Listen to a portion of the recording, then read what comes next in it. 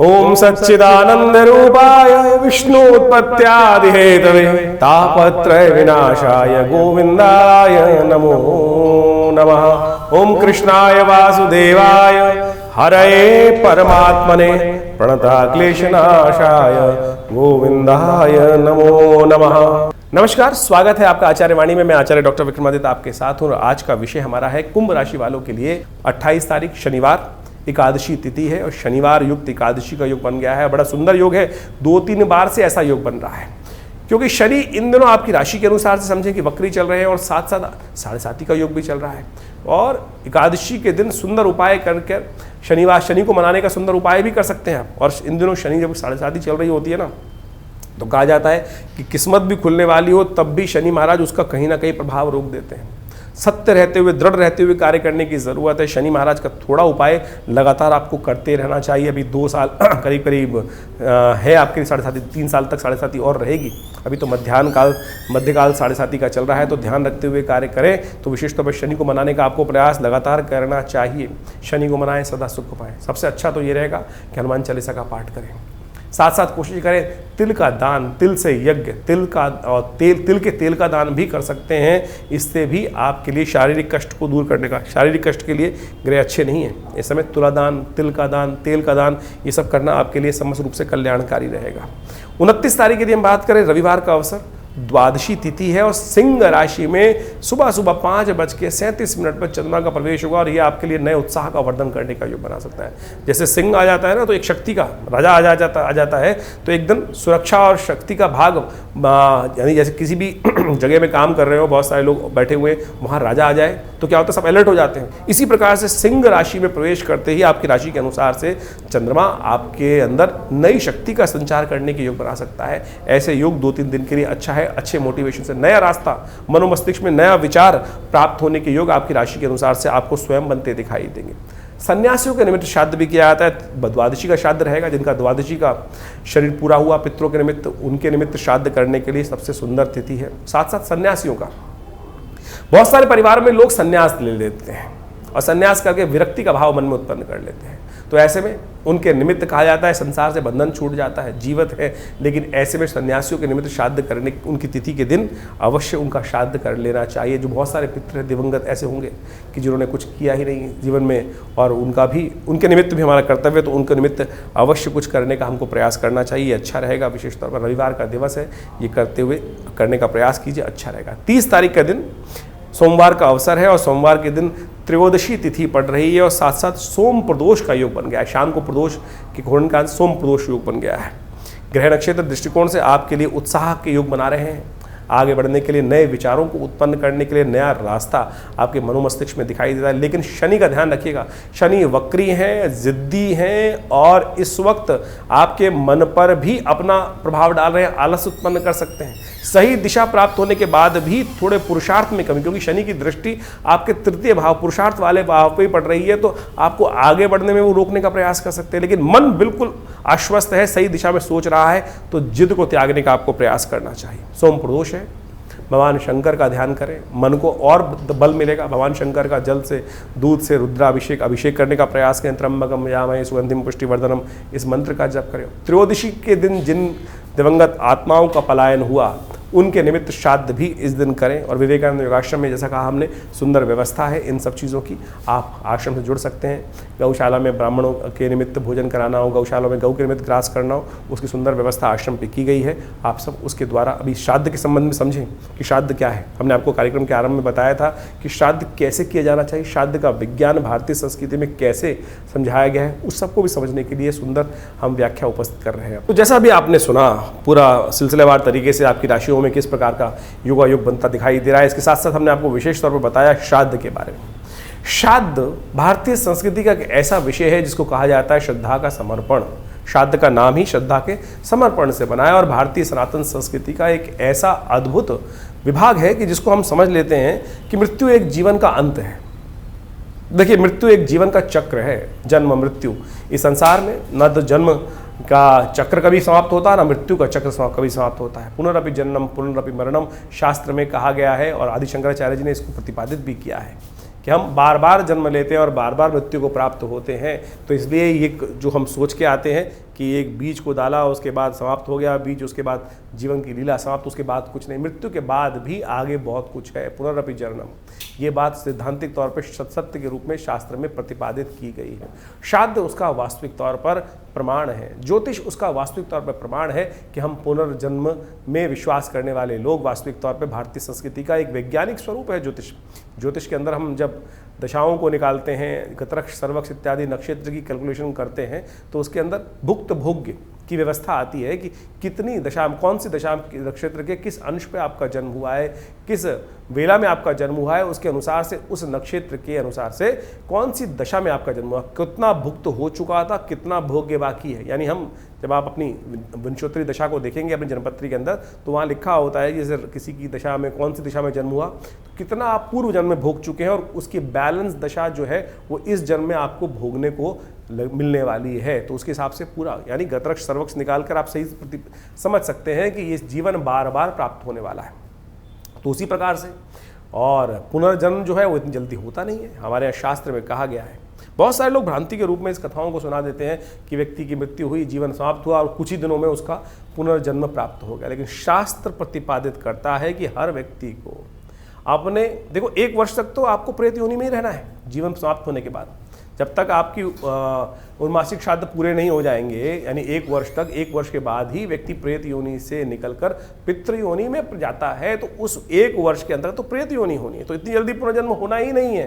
तो इस बात को हम समझें कि श्राद्ध किनको करना है किनको नहीं करना, ये तो भेद हो ही नहीं सकता। क्या स्त्री, क्या पुरुष, क्या छोटा, क्या बड़ा, हर कोई अपने दिवंगत आत्माओं की आत्म शांति के लिए श्राद्ध कर सकता है। जब हम श्राद्ध करते हैं तो वे देवताओं का श्राद्ध करते हैं, ऋषियों का श्राद्ध करते हैं। सप्त ऋषियों का श्राद्ध के साथ साथ हम ब्रह्मा, विष्णु, महेश इत्यादि समस्त ऋषिगण का भी श्राद्ध करते हैं, अवतर्पण इत्यादि करते हैं ना साथ में। तो इस बात को समझो, कोई भी किसी के निमित्त श्राद्ध कर सकता है। तो श्राद्ध इत्यादि श्रद्धा का समर्पण तो कहीं भी किया जा सकता है ना। तो आज बहुत सारे लोग कहते हैं कि भाई बड़े भाई कर लेंगे, छोटे भाई नहीं करेंगे, भाई कर लेंगे, स्त्रियां बहनें नहीं कर सकती। अरे कोई भी कर सकता है। राम की जब भगवान रामायण के अंदर इस कथा को बड़ी सुंदर तरीके से कहा गया है कि भगवान राम जब गया पहुँचे और उन्होंने वो श्राद्ध कर्म करने के लिए लक्ष्मण जी को हाट भेजा, दुकान में भेजा कि सामान लेके आओ, कि व्यवस्था करो, श्राद्ध करना है। और जब वो नहीं पहुँच पाए समय से, तो भगवान राम स्वयं लक्ष्मण जी को देखने गए, तब तक श्राद्ध का मुहूर्त ना निकल जाए, भगवती ने स्वयं वो श्राद्ध कर्म पितरों के निमित्त किया। तो जब सीता जी कर सकती हैं श्राद्ध स्त्री होते हुए, तो आप ये किस बात भ्रांति में बसे हुए हैं कि नहीं केवल पुरुष ही श्राद्ध कर सकते हैं। शास्त्र, भारतीय संस्कृति स्त्री पुरुष में कोई भेद नहीं मानता है। ये बात हमको अच्छे से समझ लेनी चाहिए। कुछ लोगों ने इनको अनेक प्रकार से उपस्थित करने का प्रयास किया, वो मति भ्रम हो सकता है, व्यक्तियों के ज्ञान के ऊपर समस्या हो सकता है। लेकिन जो मैं कथा में आपके समक्ष उपस्थित कर रहा था कि भगवान राम की अनुपस्थिति में भगवती सीता ने स्वयं पितृ इत्यादि यानी दशरथ इत्यादि जी का श्राद्ध करने के लिए गया में सुंदर व्यवस्था बनाई। तो आप भी कोई चिंता ना करें इस बात को, विशेष तौर पे हमें अपने पितरों के निमित्त श्राद्ध करना चाहिए। कई लोग ऐसा कह देते हैं गया का नाम आया है तो हम गया में जाके पिंड छुड़ाया है, उसके बाद आगे करने की आवश्यकता नहीं है। अरे वहाँ के महात्म्य वर्णित है कि इतने सुंदर स्थल है कि यहाँ पर पितृ को मोक्ष प्राप्त करने का सुंदर रास्ता बन जाता है, उसकी आवश्यकता नहीं होती। लेकिन ये तो आपका श्रद्धा का समर्पण है। जब तक आप हैं तब तक अवश्य अपने पितरों के निमित्त 3 पीढ़ी तक पिता, पितामह, परपितामह यानी 3 पीढ़ी तक अवश्य हमको अपने समस्त लोगों का श्राद्ध करने की कार्य करने का अवश्य प्रयास करना चाहिए। मध्याह्न काल शास्त्र के लिए सबसे श्रेष्ठ है, यानी जिस तिथि को मध्याह्न काल में हो, उस तिथि जो मध्याह्न काल में जो व्यापनी हो उस तिथि, उसी में उस दिवंगत आत्मा जो गए हैं उनका श्राद्ध किया जाना चाहिए। यदि आपको ज्ञात है कि किस समय उनका गंतव्य हुआ, उस समय प्रत्यक्ष रूप से कौन सी तिथि विद्यमान थी, उस तिथि में चाहे कृष्ण पक्ष है चाहे शुक्ल पक्ष है, तो इन श्राद्ध आश्विन के श्राद्ध के समय में पितृपक्ष के दौरान उनका अवश्य तर्पण। और श्राद्ध में क्या क्या करना चाहिए, वैसे तो विधान बहुत लंबा चौड़ा है, जितना आप कर सकते हैं। गायत्री जप अवश्य करें, तर्पण अवश्य करें, पिंडदान अवश्य करने का प्रयास करें, तर्पण इत्यादि के साथ साथ गायत्री का जप कर सकते हैं, गायत्री का यज्ञ कर सकते हैं, ब्राह्मणों को भोजन करा सकते हैं, गऊ के घास निकाल सकते हैं, चींटी, भुक्षुक, कौआ, काग इत्यादि के लिए अवश्य कुछ भोज्य पदार्थ, श्वान के लिए भोज्य पदार्थ अवश्य निकालने का, ये बलि अवश्य करने का प्रयास करना चाहिए। ये शास्त्र में विधान वर्णित है। तो अवश्य हमें सबको जितना हो सके, कोई ब्राह्मण नहीं मिल रहा है, ब्राह्मण मिल जाए तो बहुत अच्छी बात है, नहीं तो गऊ के निमित्त एक प्लेट में खाना लगाया, भोजन किया, उनका तर्पण करते हुए साथ साथ उनको समर्पित करने का प्रयास करें। और कोशिश ये करें अवश्य श्राद्ध के साथ, नहीं व्यवस्था हो पा रही तो कोई चिंता नहीं, आप 2 केले भी दान कर देंगे तो भी आपके पितृ आपको आशीर्वाद। बहुत सारे लोग पितृ दोष से समस्या उत्पन्न कर लेते हैं कि पितृ दोष हो गया कुंडली में। अरे पितृ दोष नहीं होता, पितृ ऋण हो सकता है। आप अपना कर्म नहीं करोगे तो पितृ ऋण के रूप में आपके जीवन में वो भार चढ़ता चला जाएगा, ब्याज दर ब्याज के रूप में आपके जीवन में वो ब्याज दर ब्याज, वो ऋण चक्रवर्ती ब्याज की तरह परेशान कर सकता है। लेकिन पितृ आपसे रुष्ट हो, ये बड़ी विचित्र बात लगती है कि पितृ रुष्ट हो गए। बहुत सारे लोग बोलते हैं पितृ रुष्ट। अरे माता पिता किसी से कभी रुष्ट हो सकते हैं क्या? ये सोचें कैसी विडंबना हमने डाल दी कि पितृ, लोग कह देते हैं ज्योतिषी जन्मपत्री दिखाने के पास गए और उसने भ्रांति मन में उत्पन्न कर दी कि आपके तो पितृ रुष्ट हैं। अरे पिता माता पिता किसी से रुष्ट नहीं होते, आप उनका उपहास भी कर दो तब भी वो तो, लेकिन दोष है, वो इस प्रकार का दोष है कि वो आपको प्रकृति माफ नहीं करती। आपको पितृ आपके रुष्ट होना, लेकिन प्रकृति आपको उस जो आपने गलत कर्तव्य किया है वो ऋण, वो भार आपके ऊपर अवश्य चढ़ जाएगा, वो आपको ध्यान रखना चाहिए। तो ये बात प्रकृति के दत्त है। तो आप एक बात ऐसे समझे कि कोई पिता, किसी व्यक्ति ने, बालक ने पिता का उपहास भी कर दिया, शायद पिता उनको माफ कर देंगे, लेकिन वो प्रकृति जो है, वो कर्म का सिद्धांत जो है वो आपके ऊपर भार के रूप में विद्यमान हो जाएगा। उससे हमें समझना चाहिए। एक छोटा बच्चा यदि पिता के ऊपर खेल रहा हो, पिताजी के ऊपर कुछ विष्टाबित कर देगा तो क्या पिता रुष्ट हो जाते हैं? माता पिता तो रुष्ट बिल्कुल होते ही नहीं कभी। जब प्रत्यक्ष नहीं हुए तो अप्रत्यक्ष रूप में जाकर हाँ दुखी जरूर होते हैं। घर में उत्सव चल रहा है, आपने गाना बाना सब कुछ किया, सब कुछ करा, लेकिन अपने पितरों के निमित्त कुछ एक थाली निकाली ही नहीं, उनको याद ही नहीं किया। अरे जिनके बिना हम जी नहीं पाते थे, जिनके बिना हम चल नहीं पाते थे, उनको इतनी विस्मृति हमने भुला दी कि हम उनको भूल जाते हैं। तो हमारे यहाँ भारतीय संस्कृति परंपरा है कि सबसे पहली थाली उनको, उनके पितृ के निमित्त निकाल कर, मिन्स कर और किसी गरीब व्यक्ति को दे दिया। इतना ही तो करना है खाली, और कुछ नहीं तो जल दे दीजिए भाई। हर नित्यपति तर्पण यही नहीं श्राद्ध के अवश्य करें, पितृ निमित्तिक श्राद्ध बोला गया है। निमित्तिक श्राद्ध, शास्त्र में 12 प्रकार के श्राद्धों का वर्णन आता है। और जो पावर्ण्य श्राद्ध इस वक्त हम पर्व में कर रहे हैं, पक्ष में कर रहे हैं, पावर्ण्य श्राद्ध के अंतर्गत आता है। और पावर्ण्य श्राद्ध के साथ साथ और ये समझे कि हम सब नैमित्तिक श्राद्ध भी तो करते हैं। नित्य प्रति श्राद्ध करना चाहिए, नित्य प्रति तर्पण करना चाहिए, नित्य प्रति जल देना चाहिए। जैसे सूर्य को जल देते हैं उसी प्रकार से अपने पितरों का ध्यान करते हुए ये देव तीर्थ है, आगे वाली उंगलियां ये पितृ तीर्थ है। अंगूठे और पहली उंगली के बीच का जो तीर्थ है, यहाँ 1 लोटा जल लेकर तर्पयन्ताम तस्यै सुधा तस्यै सुधा तस्यै सुधा। यदि स्त्री है तो तस्मै सुधा और पुरुष है तो तस्मै सुधा तस्मै सुधा तस्मै सुधा। ये 2 देवियों का प्रादुर्भाव किया गया है ब्रह्मा जी के द्वारा। स्वाहा नाम की देवी यज्ञ की आहुति देवता तक पहुंचाती हैं और स्वधा नाम की देवी आपके द्वारा अर्पित किया गया जो जल इत्यादि है, भोज्य पदार्थ इत्यादि हैं, वो आपके पितरों के तक पहुंचाती हैं। तो इसको अवश्य करने का प्रयास करना चाहिए।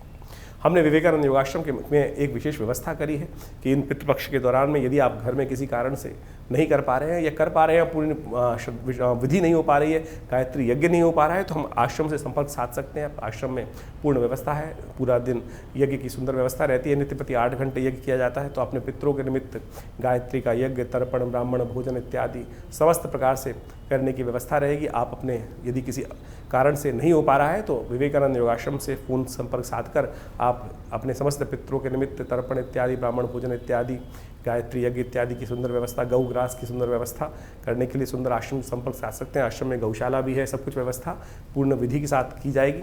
तो आप सब इन सब श्राद्धों में ऐसा ना करें कि हम सब लोग केवल ये परिपाटी भूल जाते हैं। बहुत सारे लोग तो क्या नई गाड़ी नहीं खरीदेंगे, नए वस्त्र नहीं खरीदेंगे, नया कुछ और समस्याओं कर देते, इतना करके बस छोड़ देते हैं। अरे ये सब तो बहुत भौतिक चीज़ें हैं।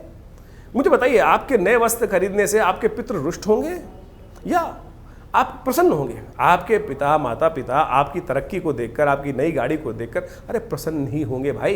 ये कहाँ से व्यवस्था चल गई कि केवल गाड़ी नहीं खरीदना, चाँद चल रहे हैं गाड़ी नहीं खरीदेंगे, और फिर नई जनरेशन आती है उनको आप समझा नहीं पाते हैं। तो समझे ये चीज़ नहीं है। वासना युक्त जीवन, हमको ये बात ध्यान रखनी है कि वासना युक्त जीवन में नहीं, संयमित जीवन जीते हुए उनको भी याद, उनका श्रद्धा का समर्पण करते हुए हम अपनी आपके सुंदर सौंदर्य जीवन से, आपके आगे बढ़ते हुए जीवन को देखकर आपके प्रति कतई आपसे अप्रसन्न नहीं हो सकते, दुखी नहीं हो सकते। इन सब भ्रांतियों को हटाने का प्रयास करें। आप नए वस्त्र घर में लाएंगे तो अपने पिता के निमित्त भी कुछ लेके आइए ना। हमारे एक मिलने वाले थे, उनकी मृत्यु हो गई और उन्होंने स्वयं आके कहा कि वो जब चले गए तो पंडित जी के लिए कपड़े लाने थे उनको, उनकी श्राद्ध कर्म के दिन। तो वो जो स्त्री थी थोड़े हल्की क्वालिटी के कपड़े ले आई। जब वो पंडित जी को दे रही थी तो उसके बाद ऐसा हुआ कि वो दिवंगत आत्मा ने आकर स्वयं बोला, क्या मैं इतना पैसा समृद्धि छोड़ के गया था, क्या मेरे निमित्त तुम अच्छे वस्त्र भी दान नहीं कर सकते? एक ऐसी ही कथा रामायण में मिलती है। कहा जाता है कि भगवान राम जब अपने पिता के श्राद्ध करते हुए ब्राह्मण भोजन करा रहे थे तो भगवती को उन्होंने बाहर बुलाया, वनवास की स्थिति थी, भगवती नहीं आई बाहर, तो भगवान राम ने ब्राह्मण जी को भोजन कराने के बाद उसके बाद उनसे पूछा भगवती से कि आपको बुलाया, आप आई नहीं?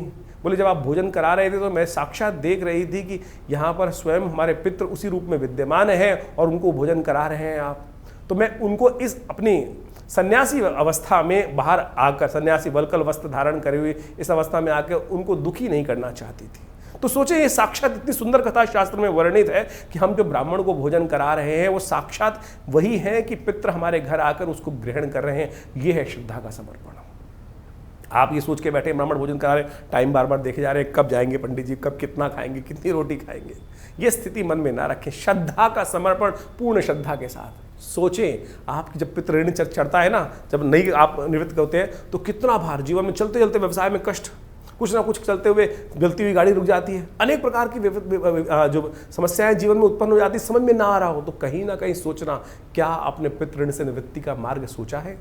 ये श्राद्ध जो है ये वर्ष में जो 16 दिन का दिन आते हैं ये इसीलिए है कि अपने पितरों को याद रखो। वैसे तो नित्य प्रति करना चाहिए, तो आप इस विज्ञान को, इस अध्याय को सही रूप से समझने का प्रयास करें। हमारा इस चैनल के माध्यम से इन सब विज्ञानों को आपके समक्ष उपस्थित करने का ही एक प्रयास है। और विवेकानंद योगाश्रम इन समस्त क्रमों में आपके साथ रहता है। भी आने वाले दिनों में बड़े विशेष तौर पर नवरात्र आने वाले हैं और नवरात्रों में भी बहुत विशाल यज्ञ माँ भगवती के सानिध्य में वहाँ रहेगा, उसमें भी आप जुड़िएगा। धन्यवाद, नमस्कार।